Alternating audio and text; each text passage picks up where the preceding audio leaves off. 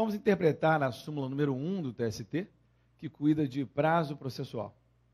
Vamos ao texto. Súmula 1. Prazo judicial. Passou por uma revisão e foi mantida pela Resolução 121 de 2003, publicada no Diário de Justiça Eletrônico 19, 20 e 21 de novembro de 2003. A súmula não era essa data. Essa é a data de sua revisão e ela foi mantida. Diz assim: quando a intimação tiver lugar na sexta-feira, ou a publicação com efeito de intimação for feita neste dia, o prazo judicial será contado da segunda-feira imediata, inclusive, salvo se não houver expediente, caso em que fluirá no dia seguinte que se seguir. Dê uma olhadinha aqui comigo. Qual é a razão da existência dessa súmula? A CLT é omissa com relação ao início do prazo no feriado ou final de semana. A CLT não tem uma regra quanto a isso. Daí a explicação da súmula número 1.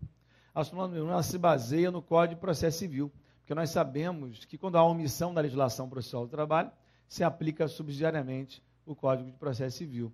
Publicação ou intimação com qualquer efeito feita na sexta-feira. O primeiro dia do prazo será a segunda-feira, já que não se conta o prazo em final de semana, em dia de não funcionamento do judiciário, em sábado, domingo ou em feriado. Por que eu precisei me valer do CPC?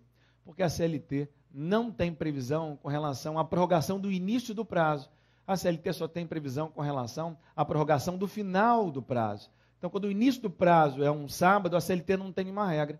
Então, eu tive que me valer do Código de Processo Civil. Vamos dar uma olhada na CLT para acompanhar essa omissão.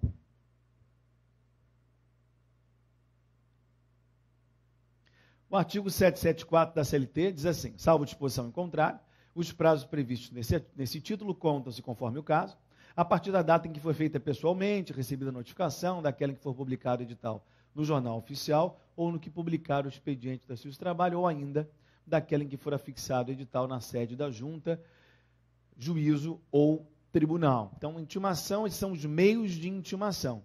Logo na sequência, o artigo 775 cuida do final do prazo e fala assim, ó: os prazos estabelecidos nesse título contam-se com a exclusão do dia do começo, então a sexta-feira eu não conto, e a inclusão do dia do vencimento. São contínuos e irreleváveis, podendo, entretanto, ser prorrogados pelo tempo estritamente necessário pelo juiz ou tribunal ou em virtude de força maior devidamente comprovada.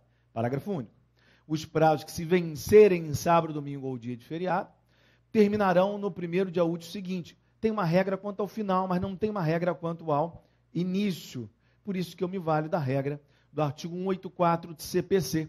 Salvo disposição em contrário, computar-se-ão os prazos excluindo o dia do começo e incluindo o dia do vencimento. Parágrafo 2º, é aí que eu queria chegar. Os prazos somente começam a correr do primeiro dia útil após a intimação.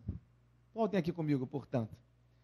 Percebe-se assim que a súmula número 1 precisou se valer da regra do CPC, porque a CLT, no artigo 775, diz que o final do prazo, quando recai em final de semana, feriado, domingo, se prorroga, mas não fala nada quanto ao início do prazo. Daí a explicação da súmula número 1 do TST. Portanto, notificação, publicação, qualquer intimação com relação a ato processual ocorrendo na sexta-feira, a contagem do prazo só começa na segunda, por força da regra do artigo 184, parágrafo 2º do Código de Processo Civil, como vimos.